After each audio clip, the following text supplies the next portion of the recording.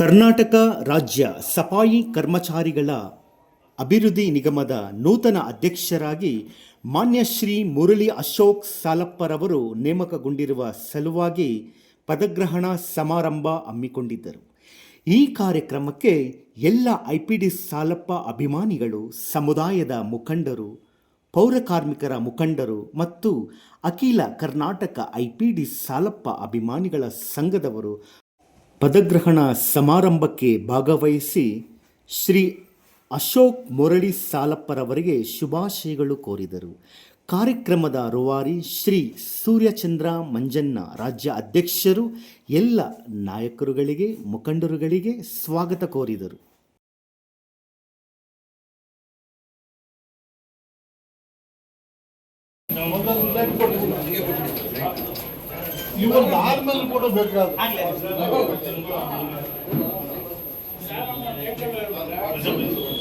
ನಮಸ್ಕಾರ, JK ನ್ಯೂಸ್ಗೆ ಸ್ವಾಗತ. ಪ್ರಿಯ ವೀಕ್ಷಕರೇ, ಕರ್ನಾಟಕ ರಾಜ್ಯ ಸಫಾಯಿ ಕರ್ಮಚಾರಿ ಒಂದು ವಿಶೇಷವಾಗಿ ಅಧ್ಯಕ್ಷರಾಗಿ ಮುರಳಿ ಅಶೋಕ ಸಾಲಪ್ಪರವರು ಅಧ್ಯಕ್ಷರಾಗಿ ನೂತನವಾಗಿ ನೇಮಕ ಆಗಿದ್ದಾರೆ. ಸಫಾಯಿ ಕರ್ಮಚಾರಿ ಅಂದರೆ ಒಂದು ಸಮುದಾಯಕ್ಕೆ ಒಂದು ವಿಶೇಷವಾದ ಅಂಥದ್ದು ಕೊಡುಗೆಗಳು ಸಾಕಷ್ಟಿದೆ. ಯಾಕಂದರೆ ಇದನ್ನು ಒಂದು ಬಡ ಜನತೆ, ಹಿಂದುಳಿದ ವರ್ಗಗಳಿಗೆ, ಸಮುದಾಯಕ್ಕೆ ಒಂದು ಬೆನ್ನೆಲುಬಾಗಿ ಶಕ್ತಿಯಾಗಿ ಸಾಕಷ್ಟು ಒಂದು ಕುಂದು ಕೊರತೆಗಳಿರೋರಿಗೆ ಶಕ್ತಿ ತುಂಬುವ ಒಂದು ಸಫಾಯಿ ಕರ್ಮಚಾರಿ ಒಂದು ಸರ್ಕಾರದಿಂದ ನೇಮಕಗೊಂಡಿರೋ ಸರ್, ಈ ದಿನ ತಾವು ಅಧ್ಯಕ್ಷರಾಗಿ ನೇಮಕಗೊಂಡಿದ್ದೀರಾ.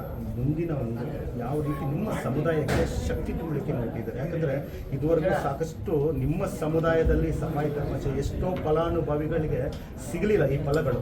ನಿಮ್ಮಿಂದ ನಿರೀಕ್ಷೆ ತುಂಬ ಜನ ಇಟ್ಟಿದ್ದಾರೆ, ಇದು ಫಲ ಸಿಗುತ್ತೆ. ಎಲ್ಲ ಮಾಧ್ಯಮ ಮಿತ್ರರಿಗೆ, ನಾನು ವೀಕ್ಷಕರಿಗೆ ಕೂಡ ಧನ್ಯವಾದಗಳು ತಿಳಿಸ್ತೇನೆ.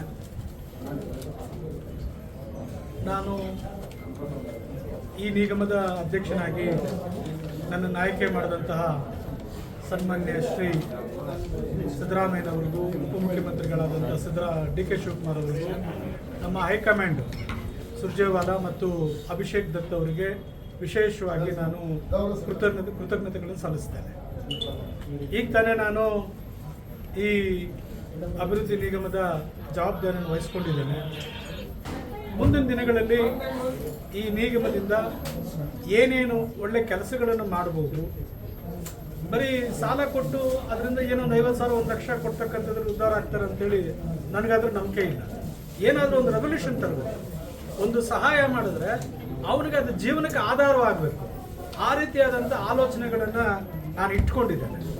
ನಾನು ಅಧಿಕಾರಿಗಳ ಜೊತೆಯಲ್ಲಿ, ಮಂತ್ರಿಗಳ ಜೊತೆಯಲ್ಲಿ ಮಾತಾಡಿ ಆದಷ್ಟು ನಾನು ಒಳ್ಳೆ ಸ್ಕೀಮ್ಸ್ ಇಂಟ್ರೊಡ್ಯೂಸ್ ಮಾಡಿ ಜನರಿಗೆ ಉಪಯೋಗ ಆಗ್ತಕ್ಕಂಥ ರೀತಿಯಲ್ಲಿ ಮಾಡಿ, ನನ್ನ ತಂದೆಯವರು ಏನಿದ್ರು IPD ಸಾಲಪ್ಪನವರು, ಅವರು ಈ ಸಮಾಜಕ್ಕೆ ದೊಡ್ಡ ಕೊಡುಗೆಗಳನ್ನು ಕೊಟ್ಟಿದ್ದಾರೆ. ಅಟ್ಲೀಸ್ಟ್ ನಾನೊಂದು ಸಾಸಿವೆ ಕಾಳಷ್ಟಾದರೂ ಸೇವೆ ಮಾಡಬೇಕಂತಕ್ಕಂಥದ್ದು ನನ್ನ ಉದ್ದೇಶ. ಆ ದಿಕ್ಕಿನಲ್ಲಿ ಖಂಡಿತವಾಗ್ಲೂ ನಾನು ಕೆಲಸ ಮಾಡ್ತೇನೆ. ಎಲ್ಲ ಸಫಾಯಿ ಕರ್ಮಚಾರಿಗಳಿಗೆ, ಪೌರ ಕಾರ್ಮಿಕರಿಗೆ, ಸ್ಕ್ಯಾವೆಂಜರ್ಸ್ಗೆ ನಾನು ಖಂಡಿತವಾಗ್ಲೂ ಒಳ್ಳೆ ಯೋಜನೆಗಳನ್ನು ರೂಪಿಸಿ ಎಲ್ಲ ಪೌರ ಕಾರ್ಮಿಕರ ಮುಖಂಡರನ್ನು ಕೂಡ ನಾನು ಪರಿಗಣನೆಗೆ ತಗೊಂಡು ಅವ್ರ ಜೊತೆಯಲ್ಲೂ ಚರ್ಚೆ ಮಾಡಿ ಯೋಜನೆಗಳನ್ನು ಮಾಡುವ ಸಮಯದಲ್ಲಿ ಅವ್ರ ಸಲಹೆ ಸೂಚನೆಗಳನ್ನು ತಗೊಳ್ತೇನೆ. ಮತ್ತು ಸಮಾಜದ ಚಿಂತಕರು ಇದ್ದಾರೆ, ಮುಖಂಡರಲ್ಲದೆ ಚಿಂತಕರು ಇದ್ದಾರೆ, ವಿದ್ಯಾವಂತರು, ಅವ್ರ ಸಲಹೆಗಳನ್ನು ತಗೊಳ್ತೇನೆ. ಒಳ್ಳೆ ಸ್ಕೀಮ್ಸ್ನ ಖಂಡಿತವಾಗಲೂ ನಾನು ಈ ಜನಾಂಗಕ್ಕೆ ಮಾಡಬೇಕಂತಕ್ಕಂಥ ಉದ್ದೇಶ ಇಟ್ಕೊಂಡು ಬಂದಿದ್ದೇನೆ. ಇಷ್ಟು ನನ್ನ ಕನಸು. ಸರ್, ಕೊನೆ ಮಾತು. ಯಾಕಂದರೆ ಪೌರ ಕಾರ್ಮಿಕರಿಗೆ ಪಿತಾಮಹ ತಮ್ಮ ತಂದೆಯವರು, ಆ ದಾರಿಯಲ್ಲಿ ನೀವು ಈಗ ಸಾಕ್ತಾ ಇದ್ದೀರಾ ಸರ್. ಒಂದು ಪ್ರಶ್ನೆ. ಎರಡನೇದು ಬಂದು, ಈ ಸಫಾಯಿ ಕರ್ಮಚಾರಿ ಸಾಕಷ್ಟು ಒಂದು ಬಡ ಜನತೆಗೆ ಲೋನ್ಗಳು ಅವರಿಗೆ ಸುಮ್ಮನೆ ಮಧ್ಯವರ್ತಿಯಾಗಿ ಕೆಲವರು ತಗೊಳ್ತಾರೆ, ಫಲ ಸಿಗೋದಿಲ್ಲ ಫಲಾನುಭವಿಗಳಿಗೆ. ಇದ್ರ ಬಗ್ಗೆ ಏನು ಹೇಳ್ತೀರಿ? ಹೌದು, ಇದೊಂದು ದೊಡ್ಡ ಪಿಡುಗು. ಈ ಪಿಡುಗನ್ನ ಹೋಗಲಾಡಿಸೋದಕ್ಕೆ ಮೊದಲನೇದಾಗಿ ಬೆನಿಫಿಷರಿ ರೆಡಿ ಆಗಬೇಕು. ಯಾಕಂದರೆ ನಾನು ಹೇಳಿದ್ರೆ ಅದು ನಿಲ್ಲಲ್ಲ, ಮುಖ್ಯಮಂತ್ರಿ ಹೇಳಿದ್ರು ನಿಲ್ಲಲ್ಲ, ಇನ್ನೊಬ್ಬರು ಮಾಧ್ಯಮದವ್ರು ಹೇಳಿದ್ರು ನಿಲ್ಲಲ್ಲ. ಬೆನಿಫಿಷರೀಸ್ ಯಾರಿದ್ದಾರೆ, ನನಗೆ ಈ ಕಾರ್ಪೊರೇಷನಲ್ಲಿ ಅಪ್ಲಿಕೇಶನ್ ಹಾಕಿದ್ರೆ ನನಗೆ ಬೆನಿಫಿಟ್ ಸಿಗುತ್ತೆ ಅಂದಾಗ ಅವ್ನು ನೇರವಾಗಿ ಅಪ್ಲಿಕೇಶನ್ ಹಾಕಿ ಅದನ್ನು ಫಾಲೋಅಪ್ ಮಾಡಿಕೊಂಡು ನಮ್ಮ ಹತ್ರ ಬಂತು ಅಂದರೆ ನಾವು ಈಗ 100 ಜನಕ್ಕೆ ಕೊಡಬೇಕು, 1000 ಜನಕ್ಕೆ ಕೊಡಬೇಕು ಅಂತ ಒಂದು ಟಾರ್ಗೆಟ್ ಕೊಡ್ತೀವಿ. ಅಲ್ಲಿ 5000 ಜನ ಅಪ್ಲಿಕೇಶನ್ಸ್ ಹಾಕ್ತಾರೆ. ಆ ಸಂದರ್ಭದಲ್ಲಿ ಸೆಲೆಕ್ಷನ್ ಮಾಡ್ತಕ್ಕಂಥದ್ದಕ್ಕೆ ಒಂದು ಸಿಸ್ಟಮ್ ಇಟ್ಕೊಂಡಿದ್ದಾರೆ. ನಾನು ಇನ್ನೂ ಅಧಿಕಾರಿಗಳ ಜೊತೆಯಲ್ಲಿ ಸಭೆ ಮಾಡಬೇಕು. ಯಾವ ಸಿಸ್ಟಮ್ ಇಟ್ಕೊಂಡಿದ್ದೀರಿ, ಹೆಂಗೆ ಸೆಲೆಕ್ಷನ್ಸ್ ಮಾಡ್ತಾ ಇದ್ದೀರಿ, ಏನು ಎತ್ತ ಅಂತಕ್ಕಂಥದ್ದು.